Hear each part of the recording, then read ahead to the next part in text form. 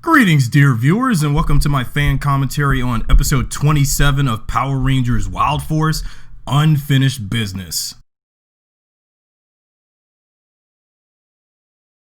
At this point, when I thought about this, because I haven't did a fan commentary on a Wild Force episode in a while, and this is the first one since my Forever Red commentary.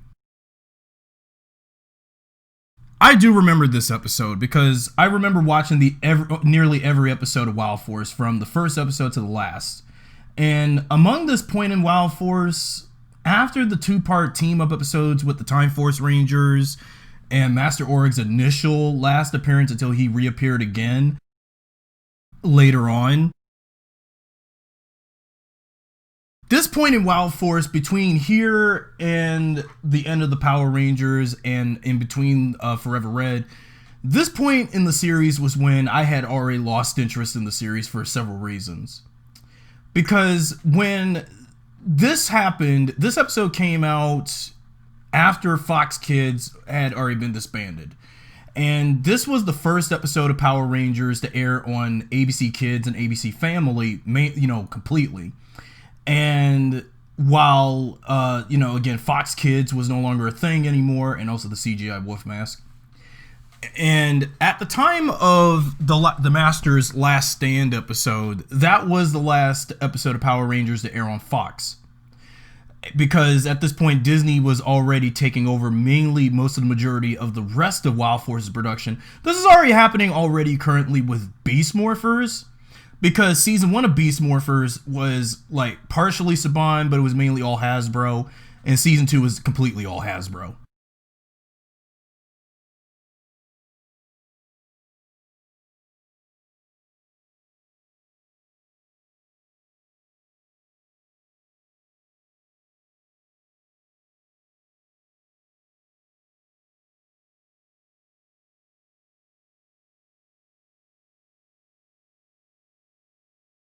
Taro Sakamoto directed the episode.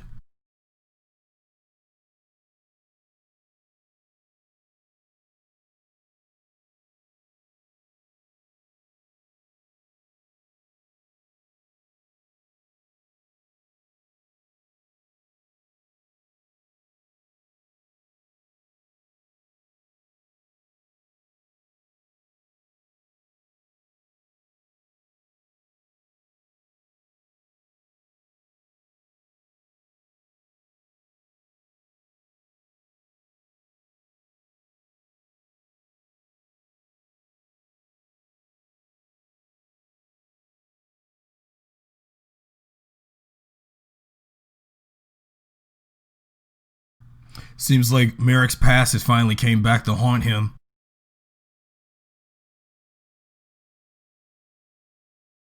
And then turns out Zen-Aku returns. But if you should notice, in Zen-Aku's later appearance, he's voiced by the same voice actor behind Ecliptor.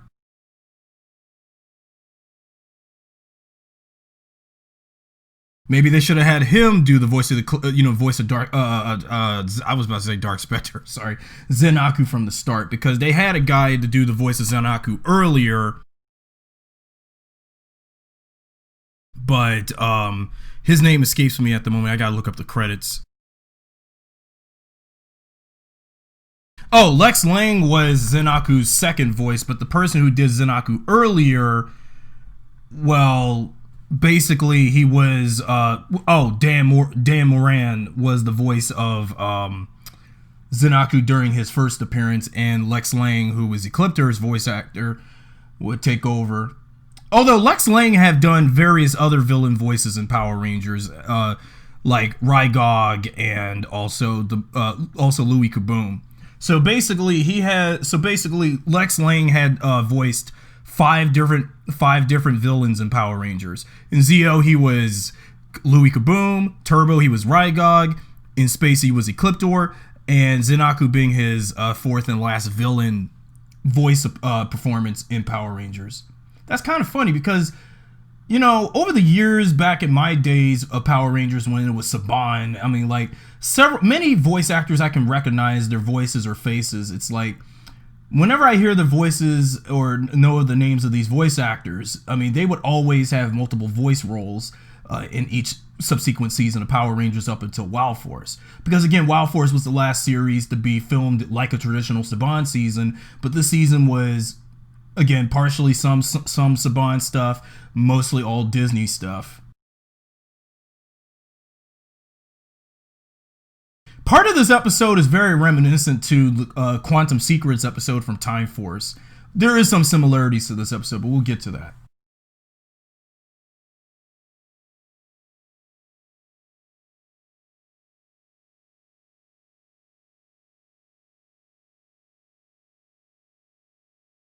You know, I got to admit, back in Zen-Aku's early appearance in the season, he was one of the baddest, ruthless villains in Power Rangers. Acted more like an evil, spiritual version of an evil ranger. And from what I can tell, because I mean, he's one of the many villains from Wild Force I would love to have as an action figure from the Lightning Collection line.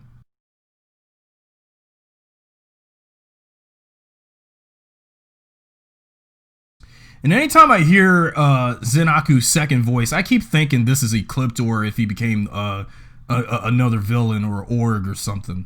But that's how he seemed.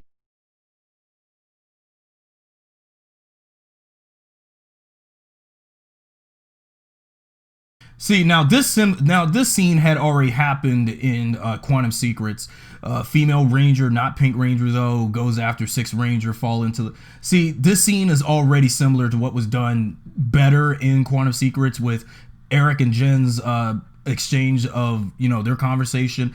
But Merrick is coming off like a much bigger dick about this than Eric was.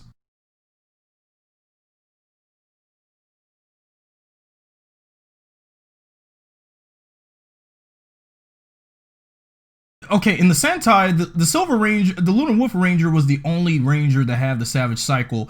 Of course, they had to make the other Ranger Savage Cycles, which was only made exclusive for our footage.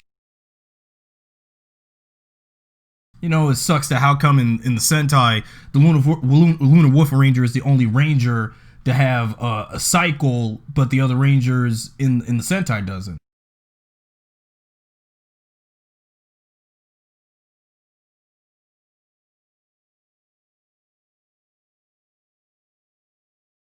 You know, it makes sense for them to bring back Zen-Aku again because this also happened in Gal Ranger with Roki as well. You know, Roki, which is Roki. I'm sorry, pronouncing his name wrong.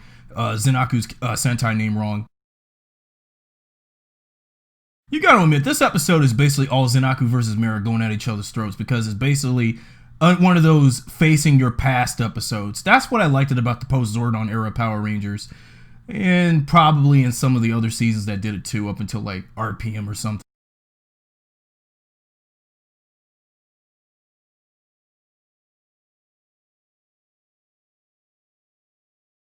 Because facing the past from Lost Galaxy and facing your past, that episode from Lightspeed, several episodes with Ryan involved in Lightspeed Rescue with the facing the past stuff. Then this episode did it.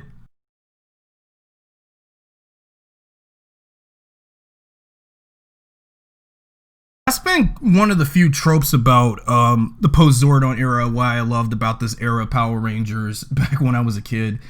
You know, when we had characters that were, you know, in their dark side, when they had a dark side and such, we give them second chances to be a part of the side of good. As much as I didn't really care for Merrick as the Sixth Ranger, but I can understand why he has some personal business to attend to against Zen-Aku. But Zen-Aku showed up out of nowhere. Like, I mean, did he resurrect himself? Or what? I don't know what happened. He was already last defeated, and then all of a sudden he comes back.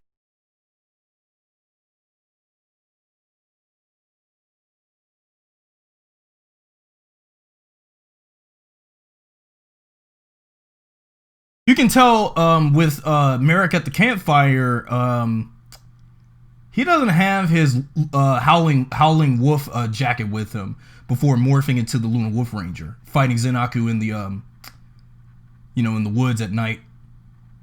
I can tell the fight choreography. It could just go to show every time I look at the fighting. But even though again, most of the majority of the actors from the post Zordon era of Rangers, they can do some fighting, but when it comes, well, like civilian fights, that's why most of the majority of the fighting for these group of Rangers were always, always in the suits. But it's mainly suit actors and stunt actors doing all the fighting, while the main cast, they can only do all the exposition scenes and then let the suit and stunt actors do most of the fight scenes that the main cast hardly could ever do. I mean, I saw some of it get pulled off with the Time Force cast last season. Wild Force nearly tried to do it, but from what I saw from Merrick's actor when he fended off against Zen-Aku in that little brief fight at the campfire, that was some impressive kicking and punching and all of that, tossed around movement. It's just most of the majority of the actors from the post-Zordon era, they just can't do their own stunts. Because I understand maybe a lot of these actors from the post-Zordon era, from Lost Galaxy through Wild Force, maybe they should have did some stunt training before they were cast as Rangers. I mean, it was a thought, because it just dawned on me for so many years since the post-Zordon era began and then ended with this.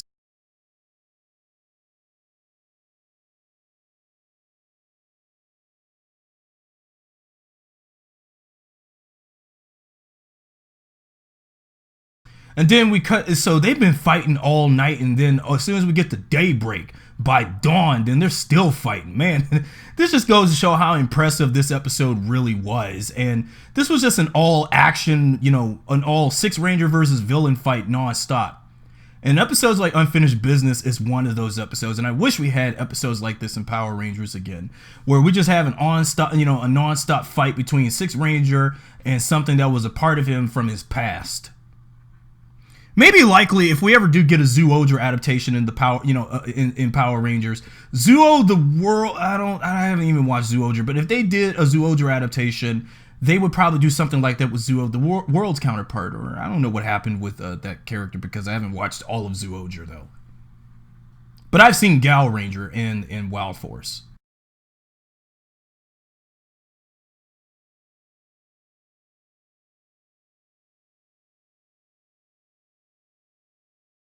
Oh yeah, I keep forgetting the Savage Cycles are sentient, just like the Wild Zords.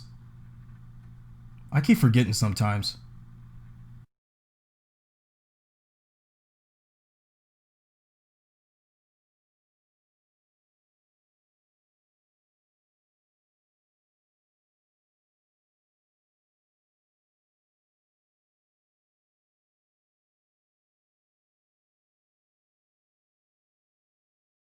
It must have been pretty windy when they were filming at that beach for this scene.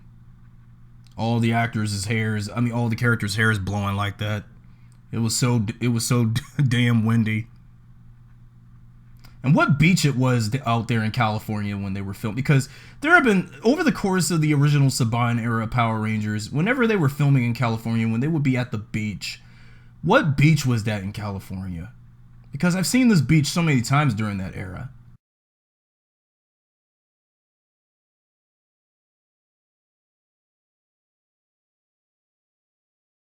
Now we got an all six Ranger, an all Ranger team morph with all six Wild Force Rangers.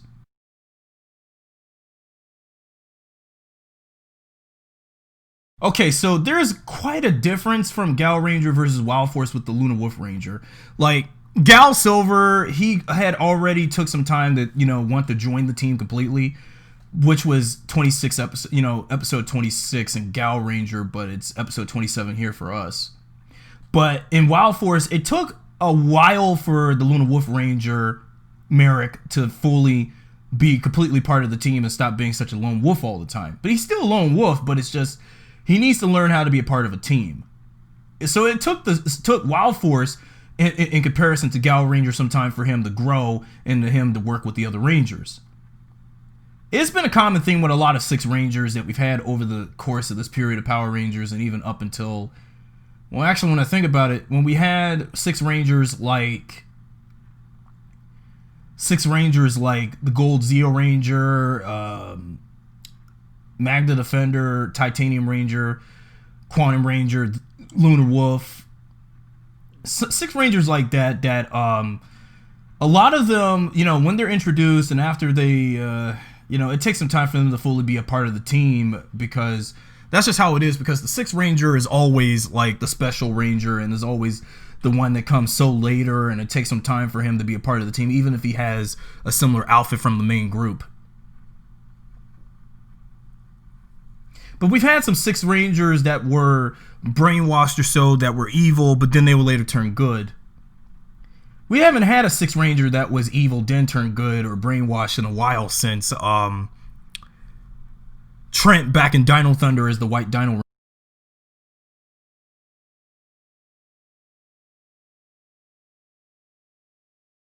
You know, another constant thing I never did like from Wild Force and Gal Ranger, I understand that while they used CG stock footage of the Zords, it seems rather repetitive. They have to use the same stock footage of the animals doing the same posings and growls and roars and stuff all the time.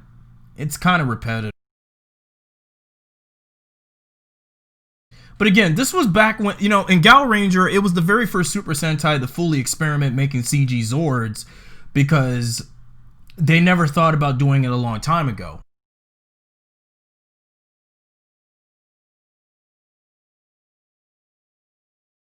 Because several of the Zords that they made over the course of, you know, Sentai and Power Rangers, most of them were all miniature, miniature model Zords, and then also, you know, of course, you still got a guy in a Megazord costume, but when you start having the Zords and CG, I mean, the CGI for them was very limited, but seeing the CGI from the Sentai footage through Power Rangers, it's again based on the limitations that they had. And it feels like this episode feels like a repeat of the episode when Merrick was free from Zen-Aku's, you know, curse and his body. And then with the Wild Force Megazord with the Rhino Armadillo Zords for the legs formation.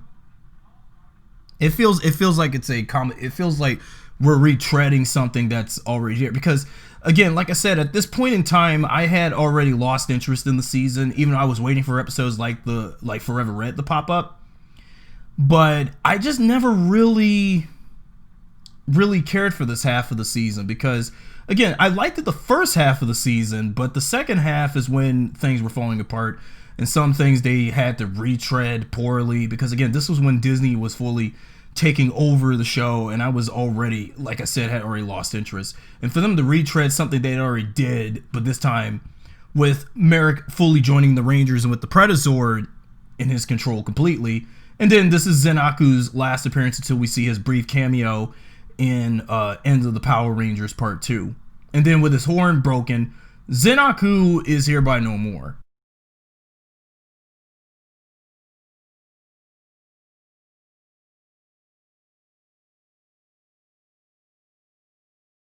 Of course, you know, using the Pretazord, using its alligator drill drill tail. Yeah, and guess what? Zen-Aku got Thanos dusted in the wind. But when the Pretazord zapped, what are you cheering about, Shayla?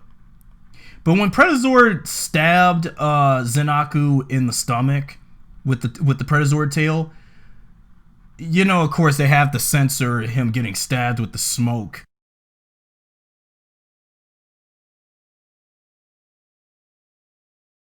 You know, again, it took the season a while for Merrick to finally realize he's part of the Ranger team. Even though he's still the Howling Wolf, Lone Wolf, but he needs to learn how to work with the other Rangers. It's been a common trope with a couple of Six Rangers from my generation of Power Rangers. Well, you have Six Rangers like the Omega Rangers, Solaris Knight, Gold Samurai, and several Rangers like that. But when you have Six Rangers like Merrick, it takes a while for him to join the team. But again, you know, when he was a part of the team, he was still being a dick, nevertheless. Of course, they're going to retread the celebratory stuff when they already defeated all the orgs when we get to the finale, but then things become bittersweet, and then when things get grim and gruesome when we get to the finale.